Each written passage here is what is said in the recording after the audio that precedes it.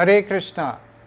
भगवद गीता में भगवान कहते हैं, यदा यदा ही धर्मस्य ग्लानिर्भवति भारत अभ्युत्थानम अधर्मस्य तदात्मानं सृजाम्यहम्। अर्थात जब भी धर्म का पथ त्याग कर लोग अधर्म के पथ पे आसुरिक प्रवृत्ति में विलीन रहेंगे, तब तब भगवान स्वयं अवतरित होंगे ताकि वो पुनः धर्म को स्थापित कर सके। एवं सत्ययुग से लेके कलयुग तक कई अवतार लिए हैं भगवान। सत्ययुग में एक विशेष चीज ये था कि जो आसुरिक प्रवृत्ति के लोग थे एवं जो दैवी लोग थे, वो अलग अलग लोकों में निवास करते थे। They used to live in different planets. जैसे हम देख सकते हैं, जब समुद्र मंथन हुआ तो जितने भी दानव या असुर थे वो दूसरे लोक में निवास करते थे, एवं जो देवता थे वो स्वर्ग में निवास करते थे। तो सत्ययुग में तो अलग अलग लोकों में जो आसुरिक लोग हैं एवं दैवी लोग हैं वो निवास करते थे। फिर हम थोड़ा सा और आगे बढ़ते हैं, सत्ययुग से त्रेता युग में जब आते हैं तो हम देखते हैं कि एक ही लोक में आसुरिक लोग भी रह रहे हैं एवं जो दैवी लोग हैं, जो अच्छे लोग हैं, वो भी रह रहे हैं। जैसे लंका में, यानी अलग एक द्वीप में रहते थे जो आसुरिक लोग थे, एवं भारतवर्ष में एक अलग द्वीप में, एक ही लोक में लेकिन अलग अलग द्वीपों में रहते थे ये दोनों किस्म के लोग। फिर और आगे हम थोड़ा सा बढ़ते हैं एवं आते हैं द्वापर युग में, जहां हम देख सकते हैं कि एक ही परिवार में दो किस्म के दैवी लोग एवं आसुरिक लोग निर्वाह कर रहे हैं, जैसे पांडव एवं कौरव।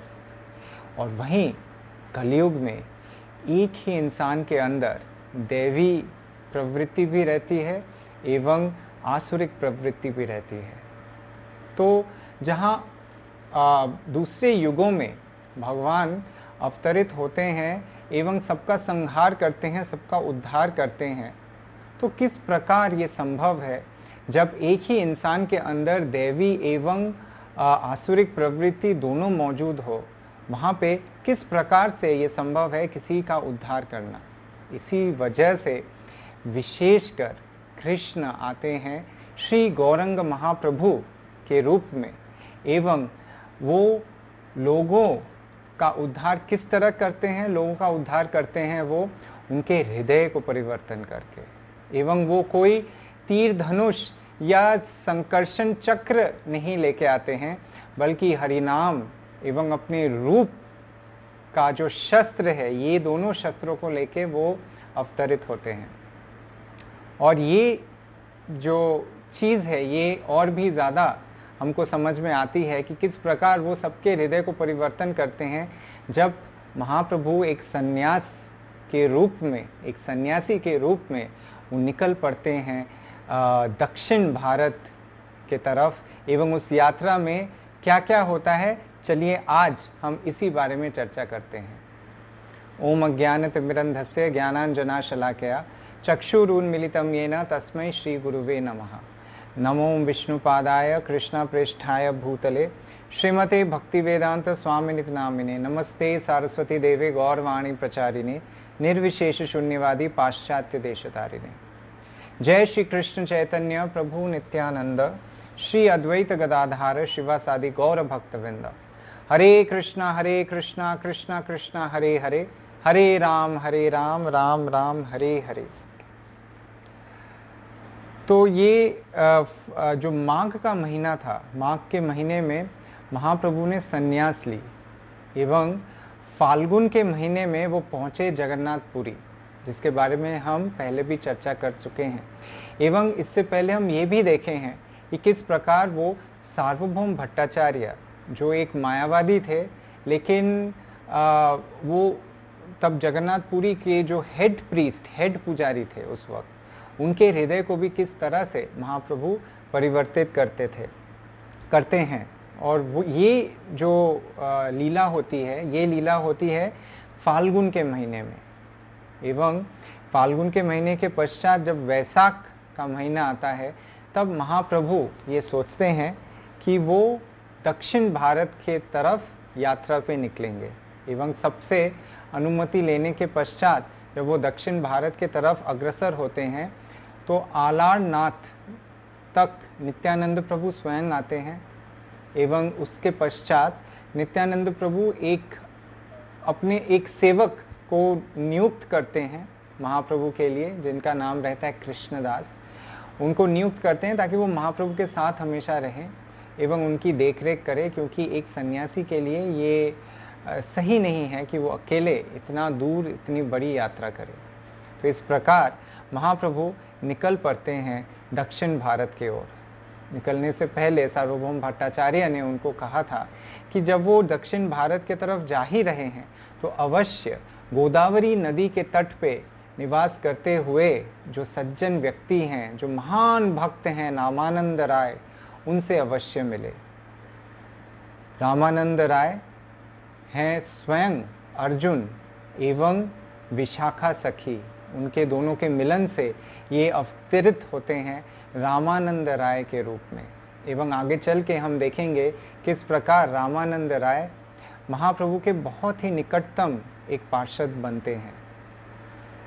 ये सारी लीला चल रही है एवं सभी कुछ पहले से ही प्लान्ड है, एवरीथिंग इज प्री प्लान्ड। महाप्रभु दक्षिण भारत के तरफ जा रहे हैं एवं उस यात्रा में कई अनोखी चीज़ें होती हैं, जिनमें से सबसे पहले ये होता है कि वो रामानंद राय से मिलते हैं गोदावरी नदी के तट पर। जाते जाते महाप्रभु सिर्फ एक ही चीज़ गा रहे थे। क्या गा रहे थे? वो गा रहे थे कृष्णा कृष्णा कृष्णा कृष्णा कृष्णा कृष्णा कृष्णा है, कृष्णा कृष्णा कृष्णा कृष्णा कृष्णा कृष्णा कृष्णा है, कृष्णा कृष्णा कृष्णा कृष्णा कृष्णा कृष्णा रक्ष मां, कृष्णा कृष्णा कृष्णा कृष्णा कृष्णा कृष्णा पाहि मां। राम राघव राम राघव राम राघव रक्ष मां, कृष्ण केशव कृष्ण केशव कृष्ण केशव पाहि मां। इस तरह से गाते हुए जा रहे थे। एक के बाद एक गांव में पहुंचते थे एवं उस गांव के जितने भी निवासी रहते थे सबको कृष्ण भक्त बनाते जा रहे थे। एक एक गांव में पहुंचते थे, लोगों का हृदय परिवर्तित होता था एवं वो आगे चलते जा रहे थे। चलते चलते वो पहुंचते हैं गोदावरी नदी के तट पर एवं वहाँ जब वो स्नान करने जाते हैं गोदावरी नदी में, तब उनकी मुलाकात होती है उनके इटर्नल पार्षद, हिज इटर्नल एसोसिएट रामानंद राय से। दोनों एक दूसरे को देखते हैं लेकिन कुछ कहते नहीं हैं। सिर्फ इतना ही रामानंद राय उनसे कहते हैं कि आप कृपया कुछ दिनों तक, 7 दिन तक कम से कम यहाँ पे अवश्य रुकिए। तो वो प्रबंध करते हैं एक ब्राह्मण के निवास स्थान पे कि महाप्रभु वहाँ पे रह सके 7 दिनों तक एवं 7 रातों तक। एवं हर दिन रात्रि को रामानंद राय, जो कि एक बहुत ही उच्च गवर्नमेंट ऑफिशियल, प्रताप रुद्र महाराज जो पुरी के राजा थे, तब पुरी का ये जो क्षेत्र था वो काफ़ी विस्तृत था एवं उनके एक बहुत ही इन्फ्लुएंशियल और बहुत ही उच्च कोटि के ऑफिसर थे रामानंद राय। एवं रामानंद राय तब उनकी पोस्टिंग थी यहाँ गोदावरी नदी के तट पर। एवं हर दिन रात्रि के समय अपना सारा काम काज निपटा के रामानंद राय जाते थे महाप्रभु से मिलने। एवं उनकी जो वार्तालाप होती थी वो एक अलग ही किस्म की वार्तालाप होती है, जिसके बारे में हम बहुत विस्तृत रूप से यहाँ चर्चा नहीं करेंगे क्योंकि समय का अभाव है। हमको और भी आगे देखना है कि महाप्रभु क्या क्या करते हैं, क्या क्या लीला होती है। तो अंततः रामानंद राय को महाप्रभु 7 दिन के पश्चात कहते हैं कि तुम एक काम करो, तुम ये जो सरकारी नौकरी है इससे इस्तीफ़ा दे दो, you just retire from there and तुम आके पुरी में निवास करना चालू करो। तो ये कहते हुए महाप्रभु निकल पड़ते हैं और अग्रसर होते हैं दक्षिण भारत की तरफ। कई तीर्थ स्थानों के से होते हुए महाप्रभु गुजरते हैं, जैसे गौतमी गंगा, मल्लिका अर्जुन, अहोवलम, सिद्धवट, स्कंद क्षेत्र, त्रिमर्थ। ऐसे करते करते महाप्रभु जैसे जैसे अग्रसर हो रहे थे, हर एक गांव में जितने भी लोग हैं उनसे उनके सुंदर रूप को देख के, उनके कीर्तन को सुन के सभी कृष्ण भक्त बन रहे थे। सभी का हृदय परिवर्तित हो रहा था। जहाँ आम इंसान, सरल सीधे लोग महाप्रभु से को देखकर उनसे प्रोत्साहित हो रहे थे भक्ति करने के लिए, वहीं कई ऐसे दार्शनिक थे, ऐसे फिलोसोफर्स थे, ऐसे सो कॉल्ड मठाधीश थे, सो कॉल्ड मुनि थे, जो दूसरे दूसरे दर्शनों को फॉलो करते थे एवं वो महाप्रभु को निमंत्रित करते थे कि आओ आके हमारे साथ डिबेट करो। हालांकि महाप्रभु कभी भी इस चीज़ को पसंद नहीं करते थे, लेकिन उनका ये धराधाम में अवतीर्ण वो हुए ही थे ताकि सभी के हृदय को परिवर्तित कर सके। जैसे मैं शुरू में कहा था कि किस प्रकार ये संभव है कि भगवान इस कलयुग में आसुरिक प्रवृत्ति का विनाश करें, क्योंकि एक ही इंसान के अंदर असुर एवं दैवी शक्ति दोनों निवास कर रही हैं। तो एक ही उपाय था कि महाप्रभु उनको पराजित करके, उनके दर्शन को, उनके फिलॉसफी को शास्त्र के द्वारा पराजित करके, परास्त करके उनके हृदय को परिवर्तित करते थे, उनके हृदय को जीतते थे। और जहाँ भी जाते थे उनके सुंदर रूप को देख के ऐसे ही लोग मुग्ध हो जाते थे एवं उसके पश्चात जो भी वो कहते थे वो सुनने के लिए तैयार हो जाते थे। तो इस प्रकार हम देख सकते हैं अपने रूप के बल पे, अपने सुंदर रूप एवं हरिनाम के शस्त्र के द्वारा भगवान श्री महाप्रभु, श्री गौरंग महाप्रभु किस प्रकार सभी के हृदय को परिवर्तित करते जा रहे थे। एक बार ऐसा हुआ, एक बुद्धिस्ट दार्शनिक उनके पास आया एवं उसके पश्चात उनके सामने उसने अपने बुद्धिस्ट फिलॉसफी, अपने बुद्धिस्ट दर्शन के जो 9 मुख्य प्रिंसिपल है उसके बारे में वो चर्चा करने लगा। तो महाप्रभु उसके बाद उन सभी को शास्त्र के द्वारा उनके ये जो 9 प्रिंसिपल्स हैं उसको बताए कि किस प्रकार इसका खंडन किया जा सकता है, किस प्रकार शास्त्र इसको नहीं मानता है। और जब वो परास्त हो गए थे तो उनको बहुत खराब लग रहा था, जितने भी बुद्धिस्ट दार्शनिक थे वो। तो उनका जो हेड था उसने ये तय किया कि महाप्रभु को सबक सिखानी पड़ेगी, किस प्रकार महाप्रभु इस तरह हमको सभी के सामने परास्त कर सकते हैं।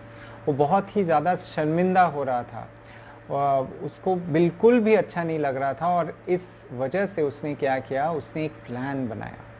उसने ये सोचा कि अगले दिन वो महाप्रभु के सामने एक थाली में कुछ ऐसी खाद्य सामग्री रखेगा जो खाने लायक नहीं होगा, और इस तरह वो महाप्रभु को नीचा दिखाने की कोशिश कर रहा था।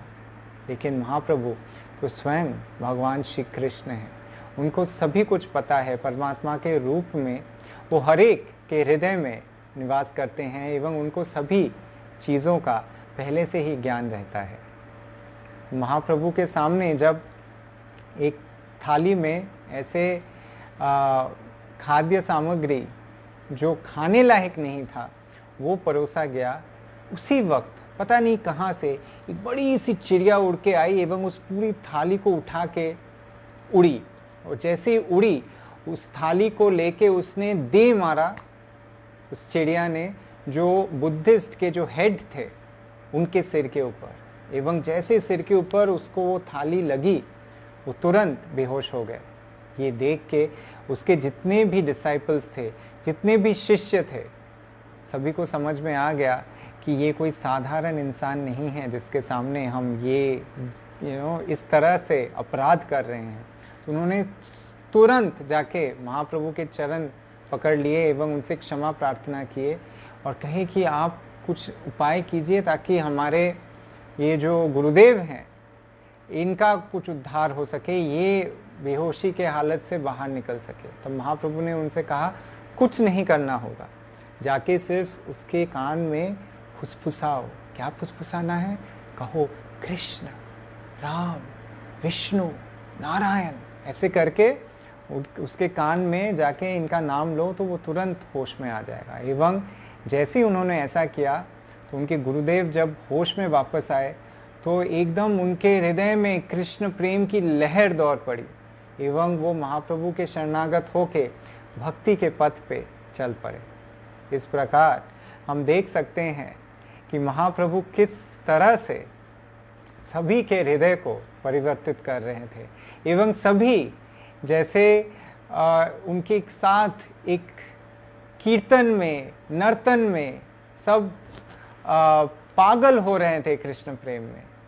ऐसे करते करते महाप्रभु पहुंच गए श्री रंगनाथ, श्री रंगम में पहुंच गए। वो रंगनाथ जी का दर्शन करने के पश्चात वहाँ उनकी मुलाकात हुई एक विशेष ब्राह्मण से जिनका नाम था वेंकट भट्ट। वेंकट भट्ट ने तब उनसे कहा कि आप सन्यासी हैं, कृपया मुझे ये अवसर दीजिए, ये सुयोग है मेरा कि आप यहाँ पहुँचे हैं और अभी चतुर्मास्य शुरू होने वाला है। मैं आप सभी को बता दूँ, चतुर्मास्य का ये जो समय रहता है जो करीब जुलाई के आसपास शुरू होता है, रथ यात्रा के तुरंत बाद ही ये शुरू होता है और 4 महीने तक चतुर्मास्य यानी 4 महीने ये चलता है। ये वर्षा ऋतु का समय रहता है जहाँ पहले ज़माने में जितने भी सन्यासी या जितने भी लोग थे वो इस समय कहीं जाते नहीं थे, कहीं सफ़र नहीं करते थे, कहीं यात्रा नहीं करते थे। जहाँ भी वो जाते थे वहीं 4 महीने के लिए रुक जाते थे एवं वहाँ रुक के केवल हरि कथा कीर्तन में ही मतलब यही चीज़ करते रहते थे, कहीं और ट्रैवल नहीं करते थे वो। तो ये चतुर्मासी का जो सीज़न था, जो समय था, वो शुरू हो गया था एवं वेंकट भट्ट के बोलने से महाप्रभु उनके पास 4 महीने रुक गए उनके घर पे।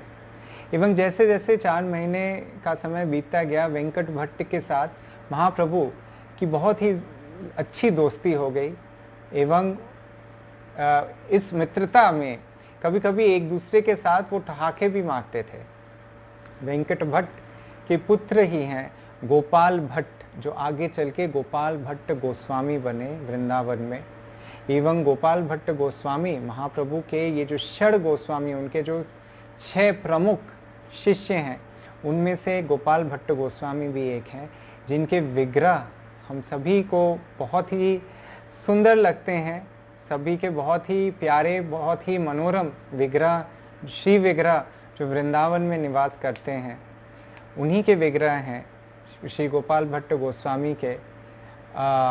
तो हम सभी जाके वहाँ पे उनका दर्शन भी ले सकते हैं।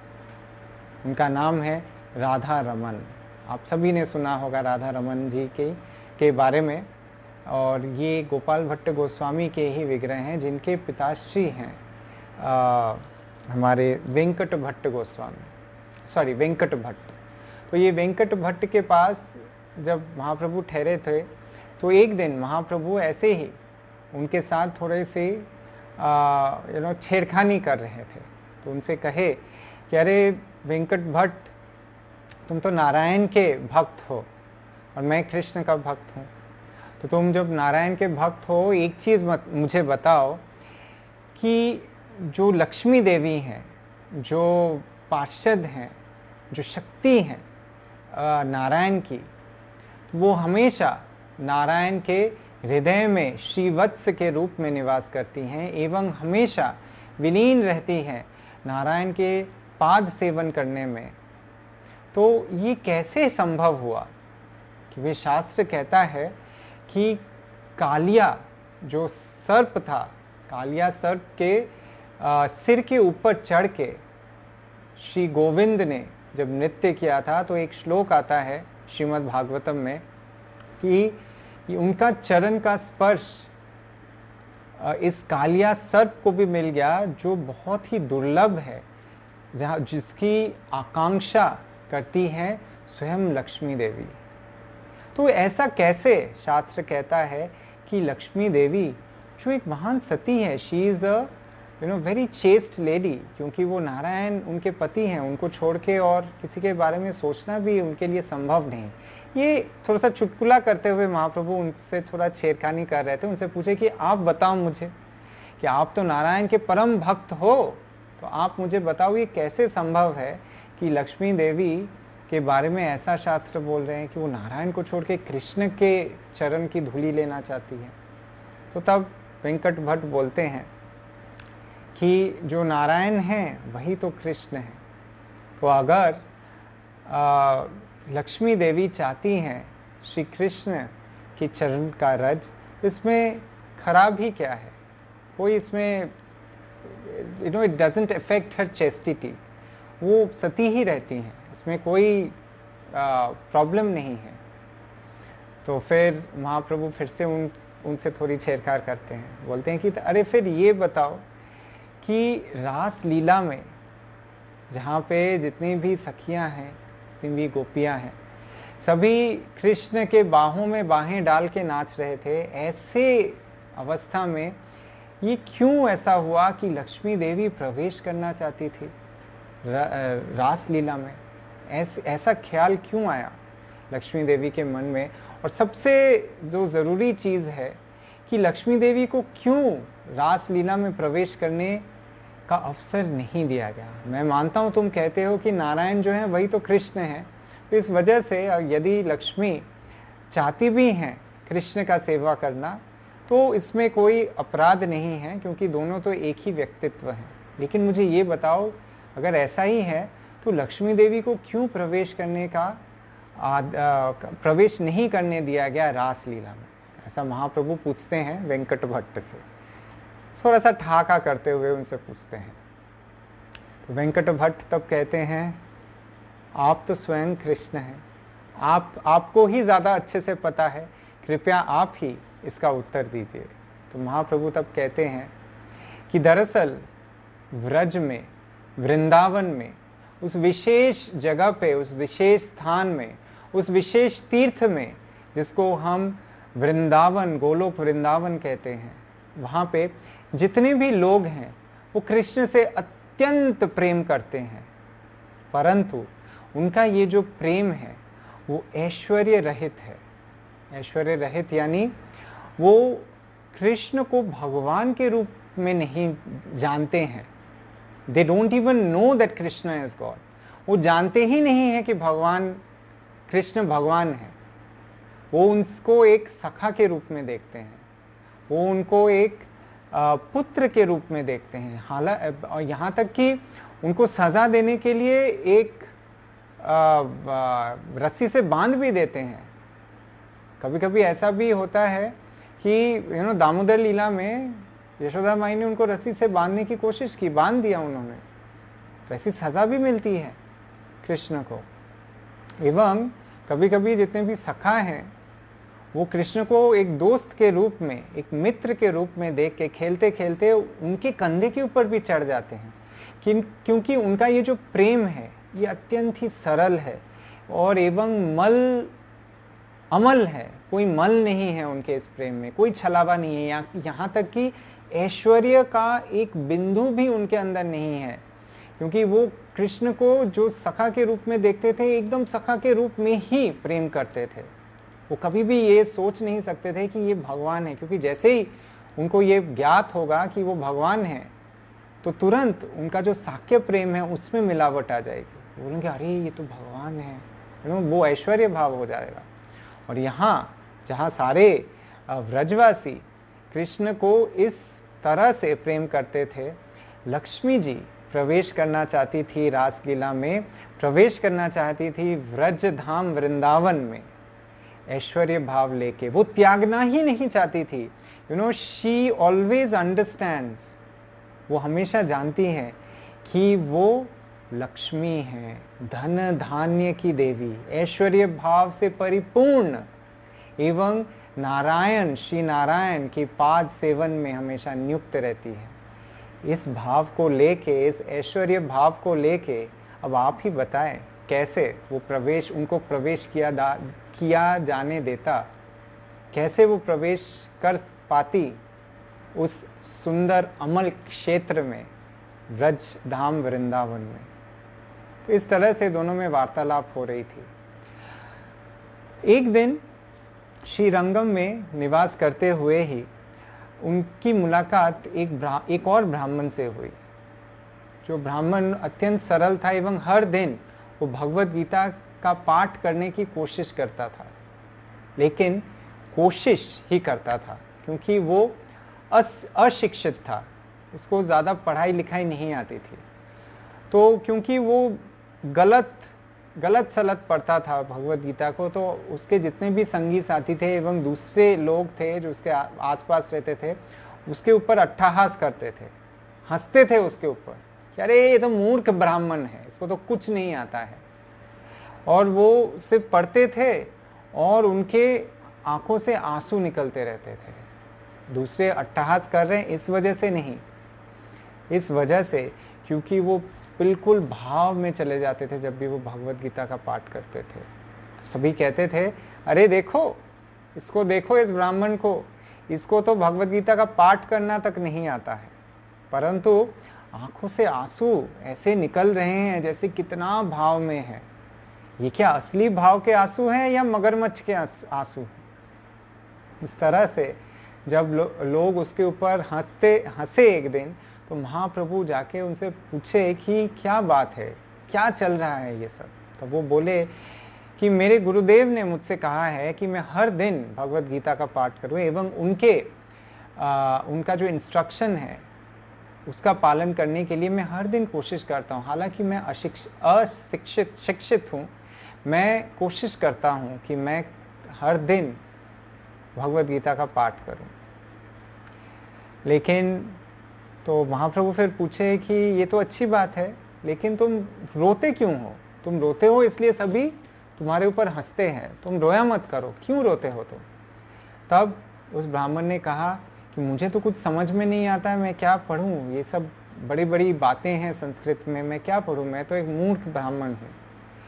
लेकिन मुझे जब भी मैं पढ़ता हूँ मेरे दिमाग में एक ही चीज़, एक ही चित्र आता है, वो है भगवान श्री कृष्ण, जो स्वयं भगवान है और अत्यंत ही सुंदर है, उनका एक मनोरम रूप है।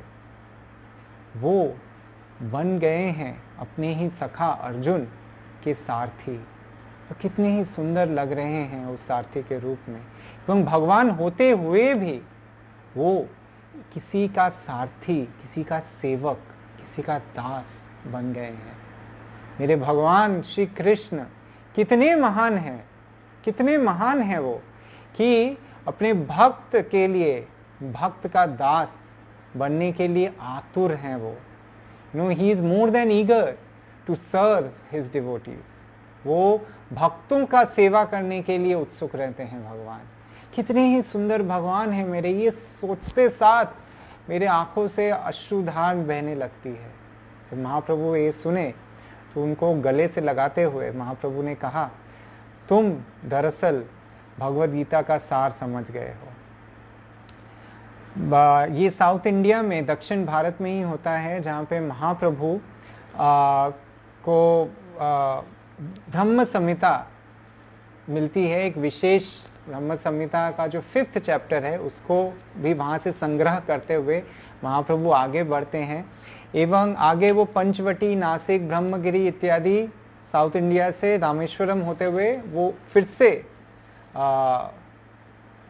पश्चिमी जो दिशा है, द वेस्टर्न साइड, वहाँ से होते हुए नासिक, ब्रह्मगिरी तक पहुँचते हैं एवं वहाँ पे अपनी यात्रा को समाप्त करते हैं हुए वापस वो आते हैं पूरी क्षेत्र में, श्री क्षेत्र पुरी में, जगन्नाथ के धाम में वो प्रवेश करते हैं।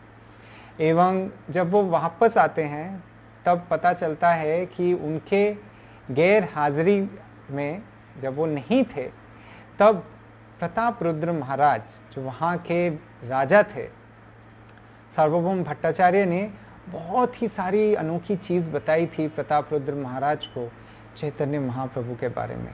एवं प्रताप रुद्र महाराज अत्यंत ही उत्सुक थे इस विशेष सन्यासी से मिलने के लिए, जिसको सार्वभौम भट्टाचार्य स्वयं भगवान बता रहे थे। राजा बहुत ही उत्सुक है इस सन्यासी से मिलने के लिए, लेकिन सार्वभौम भट्टाचार्य कहते हैं अभी आप रुक जाइए, अभी समय नहीं हुआ है। यदि आप कुछ सेवा करना ही चाहते हैं इस विशेष सन्यासी का, तो आप कृपया इनके रहने का बंदोबस्त कर दीजिए। एवं तब क्या करते हैं, तब प्रताप रुद्र महाराज काशी मिश्र, उनके जो राज पुरोहित हैं, उनके निवास स्थान में महाप्रभु के रहने का प्रबंध करते हैं। पुरी में आज भी हम गंभीरा के रूप में उसको जानते हैं। गंभीरा वो स्थान है जो काशी मिश्र का निवास स्थान था, एवं वहीं महाप्रभु आगे चल के निवास करते हैं। हम देखे हैं पहले वो मिल चुके हैं अपने निकटतम पार्षद रामानंद राय से, और अब और भी कई निकटतम पार्षदों से वो मिलने वाले हैं, जिनमें से एक विशेष पार्षद हैं जिनसे वो मिलते हैं, जो स्वयं ललिता सखी हैं कृष्ण लीला में। उनसे वो मिलते हैं, उनका नाम है स्वरूप दामोदर, जो आगे चल के महाप्रभु के शरणागत होते हैं, एवं शरणागति लेने के पश्चात वो महाप्रभु के पर्सनल असिस्टेंट बनते हैं एवं हमेशा महाप्रभु के साथ ही निवास करते हैं गंभीरा में। इसी दौरान कई अन्य विशेष वैष्णवों से महाप्रभु की मुलाकात होती है, और इस तरह से और क्या क्या होता है आगे जब महाप्रभु लौटते हैं पुरी क्षेत्र में, किस तरह प्रताप रुद्र महाराज को कृपा मिलती है महाप्रभु की, इसके बारे में हम अगले सेशन में चर्चा करेंगे। हरे कृष्णा कृष्णा कृष्णा हरे हरे, हरे राम राम राम हरे हरे।